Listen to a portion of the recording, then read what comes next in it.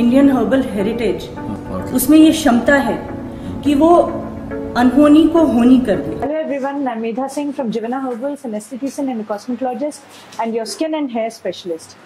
आज हम आपके प्रश्नों का उत्तर आपको देने जा रहे हैं। ऑनलाइन ऑफलाइन हमारे पास इतने सारे क्वेश्चंस आते हैं, तो मुझे ऐसा लगा कि ये क्वेश्चंस आपके भी होंगे, तो इन्हीं क्वेश्चंस का रिप्लाई देंगे। और जब अनुष्का मुझसे क्वेश्चन करेंगी तो अनुष्का को आप कंसिडर करेंगे कि ये क्वेश्चन आप कर रहे हैं। कोशिश ये रहेगी हर महीने कि 2 इस प्रकार के वीडियो जरूर आपसे शेयर करेंगे, जिससे आपके सारे डाउट्स क्लियर हो जाए। हेलो मैम, मैं क्वेश्चन स्टार्ट करती हूँ। रात में क्लेंजिंग करने के बाद क्या मॉर्निंग में क्लेंजिंग जरूरी होती है? रात में क्लेंजिंग करने के बाद मॉर्निंग में क्लेंजिंग ड्राई और सेंसिटिव स्किन के लिए बिल्कुल जरूरी नहीं है, क्योंकि ये उनके लिए ओवर वॉशिंग हो जाएगी, ओवर क्लेंजिंग हो जाएगी, जो उनके लिए घातक साबित हो सकती है और डैमेज कर सकती है उनके स्किन बैरियर फंक्शन को। लेकिन अगर ऑयली स्किन कंडीशंस हैं, कॉम्बिनेशन है, एक्ने प्रोन कंडीशंस हैं, क्योंकि उसमें पोर्स क्लॉग्ड होते हैं, ऑयली सिक्रेशन ज्यादा होता है, तो उन्हें मॉर्निंग में क्लेंजिंग जरूर करनी चाहिए। जो होम मेकर्स घर के हाउस होल्ड चोर्स में बिजी हो जाती हैं, तो उन्हें भी क्लेंजिंग मॉर्निंग में फिर करनी ही चाहिए, बेशक रात में क्लेंजिंग की हो तो भी। Okay, so the next question is 2 bar cleansing कब करें? 2 बार क्लेंजिंग तब करें, जैसे आपने दिन में अगर 2 बार करनी है तो मॉर्निंग क्लेंजिंग आपकी हो गई। लेकिन उसके बाद अगर आपका एक्सपोजर बहुत ज्यादा हो गया धूप धूल धुएं से, तो अगर आप अपने ऑफिस पहुंच भी गए और वहां पर ऐसी सुविधा है कि आप क्लेंजिंग कर सकते हैं, तो जरूर क्लेंजिंग करके फ्रेशली आप सनस्क्रीन अप्लाई करें। तो 2 बार इस ढंग से क्लेंजिंग आप कर सकते हैं। आप शॉपिंग के लिए निकले हैं और आप शाम को 4 बजे घर आ गए, तो don't wait for the time to pass कि 7 बज जाएगा 8 बज जाएगा तब क्लेंजिंग करेंगे। तुरंत क्लेंजिंग कर लीजिए। बेशक उसके बाद आप अगर किसी काम में इन्वॉल्व हो जाते हैं और ऑयली स्किन कंडीशन है, तो रात में भी शायद आपको क्लेंजिंग करनी पड़ सकती है। तो 2 बार नहीं, फिर आप 3 बार क्लेंजिंग कर सकते हैं अगर ऑयली और एनलार्ज पोर्स, क्लॉग पोर्स जैसी कंडीशन है तो, और एक्सपोजर ज्यादा है। Okay, so the next question is cleanser को वाइप ही क्यों करें, उसे वॉश क्यों नहीं करें? Good question. क्लेंजर को वाइप इसलिए करें क्योंकि उसमें डिटर्जेंट नहीं है। जब मैं डिटर्जेंट का नाम लेती हूँ तो आप डिटर्जेंट मत सोचिएगा कपड़े धोने का या ऐसा कोई डिटर्जेंट का मैं बात नहीं कर रही। मैं उस डिटर्जेंट की बात कर रही हूँ जो सॉफ्ट होता है, जो स्किन केयर प्रोडक्ट्स में, फेस वॉश में यूज होता है। तो वो लादर क्रिएट करता है और पूरी गंदगी अपने साथ धोकर निकाल लेता है। लेकिन क्लेंजर क्योंकि वो इमल्शन है, उसमें पानी और तेल दोनों है, उसमें वो डिटर्जेंट नहीं है, तो जब आपने उससे पानी में उंगलियां गीली करके उसके ऊपर से क्लेंजिंग की है, पूरी अच्छे से मसाज की है, तो जितनी गंदगी पोर्स में है वो ऊपर आ जाती है स्किन सरफेस पर। तो अगर आप पानी से डायरेक्ट वॉश करेंगे तो उसकी कुछ रेसिड्यू स्किन पर ही रह जाएगी, इसीलिए उसे वॉश करना जरूरी है। तो अब आपको ये बात समझ में आनी चाहिए कि उसमें डिटर्जेंट नहीं है जो खुद ब खुद गंदगी को वॉश करके निकल जाए। तो आपको हेल्प करनी है क्लेंजर को गंदगी को पूरी तरह से कॉटन में लेकर अपने चेहरे को वाइप करनी है। Okay, so the next question is night cream लगाना है तो उसके पहले मॉइस्चराइजर क्यों लगाएं? नाइट क्रीम आपके दिन में हुए डैमेजेस को हील करेगी। उसमें कुछ ऐसे एक्टिव इंग्रेडिएंट्स हैं जैसे अल्फा आर्बुटिन, हल्दी के सत और विटामिन ई, विटामिन सी, जो दिन में आपकी टैनिंग हुई है, पास्ट में आपकी एजिंग हुई है, तो उनको पूरी तरह से हील करेगा। रात में जब हम सोते हैं तो बैरियर फंक्शन वीक होता है, तो जो चीज हम अप्लाई करते हैं वो 100% स्किन एब्जॉर्ब करती है। लेकिन जैसा मैंने कहा कि बैरियर फंक्शन वीक होता है, तो अगर मॉइस्चराइजिंग अच्छे से कर लेंगे तो आप उस समय भी अपने बैरियर फंक्शन को मजबूत कर लेंगे, और तब आप नाइट क्रीम लगाएंगे तो नाइट क्रीम को 2 काम नहीं करने पड़ेंगे। एक तो मॉइस्चराइजिंग इफेक्ट भी देना और दूसरा हीलिंग करना, तो वो दोनों काम 50-50% ही कर पाएगी। तो पूरा नाइट क्रीम का फायदा उठाना है तो पहले मॉइस्चराइजिंग जरूर करें। Okay, so the next question is moisturiser लगाना जरूरी क्यों होता है? मॉइस्चराइजर लगाना जरूरी इसलिए होता है कि आपका स्किन का जो पीएच है वो बरकरार रहे। आपके स्किन का पीएच बना हुआ है skin cells, dead skin cells और सेरेमाइड से। जैसे ईंट है, ब्रिक्स हैं दीवार बनाने के लिए, और ब्रिक्स के बीच की जो जगह है वो सीमेंट से आप फिलअप करते हैं, तो सीमेंट हो गया सेरेमाइड, और जो ईंटें हो गई वो डेड स्किन सेल्स और स्किन सेल्स हो गई। तो इसको ये एक कवच बनाता है, पीएच सेट करता है 4.5 to 5.5 स्किन का पीएच। तो ये पीएच त्वचा का जो कवच बन जाता है, तो त्वचा का पानी उड़ने नहीं देता है और गंदगी अंदर आने नहीं देता है, और त्वचा में एंटी एजिंग इफेक्ट बनाए रखता है।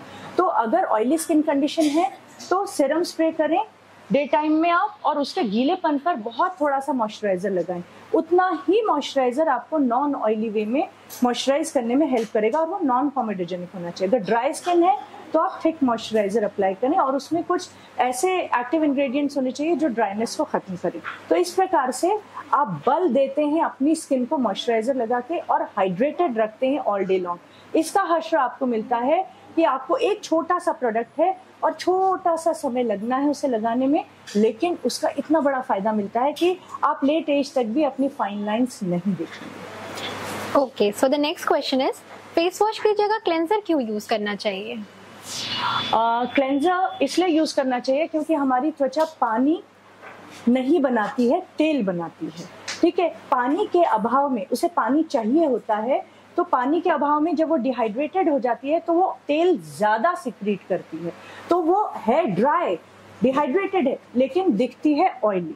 और अगर ऐसे में हम फेस वॉश यूज करते हैं तो वो और ऑयली होती जाती है, और ज्यादा ऑयली होने का मतलब है कि जो सिबेशियस ग्लैंड है हर एक पोर में, हर एक हेयर फॉलिकल के नीचे, वो ज्यादा सीबम क्रिएट करेगी। तो ज्यादा सीबम जब बनेगा तो जो रोम छिद्र है वो ज्यादा फैल जाएगा, तो एनलार्ज पोर्स हो जाएंगे और प्रॉब्लम्स बढ़ेंगी। White heads, black heads, acne, ऐसी प्रॉब्लम्स आपको आएंगी, और धीरे धीरे हाइपर पिगमेंटेशन भी आएगा। तो फेस वॉश अगर यूज करते हुए इतनी परेशानियां आती हैं तो उनको अवॉइड करना बेहद जरूरी है, इसीलिए क्लेंजर यूज करें। अगर आप क्लेंजर यूज करते हैं तो पानी और तेल दोनों संतुलित मात्रा में आपकी त्वचा को मिलता है। Okay, as you know many people are using cleansing oil, तो कौन सा ऑयल स्किन को क्लीन करता है? अगर बहुत अच्छे एसेंशियल ऑयल्स, बहुत अच्छे करियर ऑयल में डाले गए हैं टारगेट करने के लिए, क्लेंजिंग के लिए, तो वो आप क्लेंजिंग ऑयल के तौर पर यूज कर सकते हैं। जैसे जिवेना होबल्स का ब्यूटी ऑयल है, उसमें 7 एसेंशियल ऑयल्स का ब्लेंड है जो एक दूसरे के इफेक्ट को पूरी तरह से कॉम्प्लीमेंट करता है, और करियर ऑयल्स भी उसमें बहुत अच्छे हैं। जोजोबा ऑयल है और ओलिव ऑयल है, तो ऐसे ऑयल आप क्लेंजिंग के तौर पे यूज कर सकते हैं। लेकिन मेरा मानना है कि हर एक ऑयल क्लेंजिंग ऑयल है, चाहे वो कोकोनट ऑयल हो, चाहे वो ओलिव ऑयल हो, चाहे वो आर्गन ऑयल हो, क्योंकि ऑयल आपकी त्वचा ऑलरेडी बना रही है। तो ऑयल में जितनी गंदगी है, अगर आप ऊपर से थोड़ा सा एक्स्ट्रा ऑयल लगाते हैं और फिर उसके बाद उसे वाइप करते हैं, और जिनकी ऑयली स्किन है वो उसके बाद फेस वॉश यूज कर सकते हैं। बॉडी वॉश को भी बहुत डाइल्यूट करके फेस वॉश के रूप में यूज कर सकते हैं, तो उन्हें वो क्लेंजिंग ऑयल क्लेंजर का काम करते हुए नजर आएगा, और स्किन में ऑयली सिक्रीशन जो बहुत ज्यादा बढ़ जा रहा है वो भी उसके साथ साथ कम हो जाएगा। तो आपके पास जो भी ऑयल है वो ऑयल क्लेंजिंग ऑयल है। ओके, सो ये बहुत फ्रीक्वेंटली आस्क्ड क्वेश्चन है कि हम अपना एंटी एजिंग ट्रीटमेंट कब से शुरू करें? देखिए, जब से हम पैदा हुए तब से एजिंग स्टार्ट हो गई है। जब स्कूल जाना शुरू करते हैं तो एक्सपोजर स्टार्ट हो जाता है, और उससे जब बड़े होते हैं प्यूबर्टी टाइम स्टार्ट हो जाता है, तो एक्सट्रिंसिक इंट्रिंसिक स्ट्रेस दोनों से ही हम गुजरते हैं। ये बातें मैं कई बार बता चुकी हूँ, तो आप वो वीडियोस देख सकते हैं, और डिस्क्रिप्शन बॉक्स में उनकी लिंक्स होंगे, तो वो आपको समझ में आ जाएगा। तो एजिंग अगर हमारी 18 के एज में हमने मान ली, तो उस समय हमें एंटी एजिंग रूटीन स्टार्ट कर देनी चाहिए। तो यंग एज में एंटी एजिंग रूटीन क्या होती है? ठीक से क्लेंजिंग करना, और सीरम अप्लाई करके मॉइस्चराइजर लगाना, डे टाइम प्रोटेक्शन देना, शाम को क्लेंजिंग करना, मॉइस्चराइज करना, और रात में नाइट क्रीम लगाना। ये एंटी एजिंग रूटीन आप बहुत अच्छे से 13 साल की उम्र से स्टार्ट कर सकते हैं। तो इसको हम कहेंगे प्रीजुविनेशन। अगर जिसने ये कर लिया तो ये ऐसी केयर है कि आगे जाके उसकी स्किन में प्रॉब्लम्स भी नहीं आएंगी, और उसे रीजुविनेट करने की भी जरूरत नहीं पड़ेगी, क्योंकि skin health, skin beauty maintain रहेगी। Okay, so the next question is, उपटन हम किस डायरेक्शन में उतारें, अपवर्ड डायरेक्शन में या डाउनवर्ड डायरेक्शन में? उपटन जब हम लगाते हैं, एक तो ये स्टार प्रोडक्ट है, ये नाम जो मैंने इसे स्टार दिया है, हमेशा से बोलती आई हूँ, वाकई में इसके गुणों की वजह से इसको ये नाम मिला है। अगर हम इसे गलत तरीके से यूज करते हैं तो हम इसका फायदा उठा ही नहीं पाते, बल्कि हमें इसका नुकसान हो जाता है। अब जब मैं बताती हूँ क्लाइंट्स को कि आप उपटन लगाइए, 7 से 10 मिनट छोड़ें, जब वो ड्राई या सेमी ड्राई रहे, तो जहां पर ज्यादा ड्राई हो जाए वहां पर उंगलियां गीली करके पंखुड़ी की तरह टच करते हुए, बत्ती बनाते हुए, जैसे हम इंडियंस बत्ती बनाते हैं उपटन की, वैसे आप उसे उतारें, और जो रोए की डायरेक्शन है उसमें नीचे की ओर उतारें। अगर ऑपोजिट डायरेक्शन में आपने उतारा तो आपको बाल तोड़ हो जाएंगे। तो क्लाइंट्स मुझसे पूछते हैं नीचे की डायरेक्शन में उतारेंगे तो सैगिंग हो जाएगी, आप आधा सेकेंड 30 सेकेंड मतलब आधा मिनट भी नहीं आपको लगेगा नीचे की डायरेक्शन में उतारने में, ठीक है। दूसरी बात, गुरुत्वाकर्षण शक्ति यानी कि ग्रेविटेशनल फोर्स निरंतर हमें नीचे की ओर पुल कर रहा है, इसी वजह से तो हमारी सैगिंग बहुत ज्यादा हो जाती है।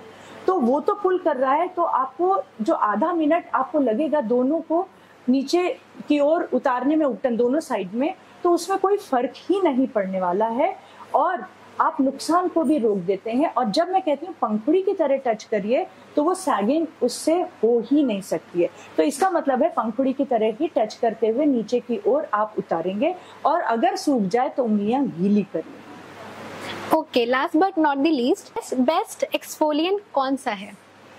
बेस्ट एक्सफोलिएंट है एंजाइमेटिक एक्सफोलिएंट। जितने भी एंजाइम्स हैं जैसे ब्रोमलीन और पेपेन, ये दो एंजाइम्स हमारे एंजाइमेटिक मास्क में हैं।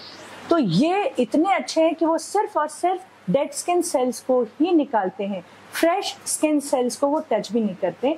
माइल्ड एक्सफोलिएटिंग इफेक्ट देते हुए वो न्यूट्रिएंट्स की डिलीवरी भरपूर करते हैं। तो ये एक्सफोलिएंट बेस्ट माने जाते हैं। लेकिन अगर फिर से मैं उपटन को मेंशन ना करूं तो बात अधूरी रह जाएगी। अगर उपटन बहुत महीन पिसा हुआ है और आपने सही तरीके से लगाया, जो टाइम उसके एक्टिव इंग्रेडिएंट्स काम करेंगे त्वचा पर, बस उतनी देर आपने उपटन को रहने दिया और सही तरीके से उसे उतारा भी, तो इससे अच्छा एक्सफोलिएंट कोई नहीं हो सकता। और उसमें सेरेमाइड्स होने चाहिए, जैसे जोवेना हॉबल्स के रॉयल ब्राइडल उपटन और ब्राइडल उपटन में। ब्राइडल उपटन हल्दी के सत से भरपूर है और रॉयल ब्राइडल उपटन सेरेमाइड से भरपूर है।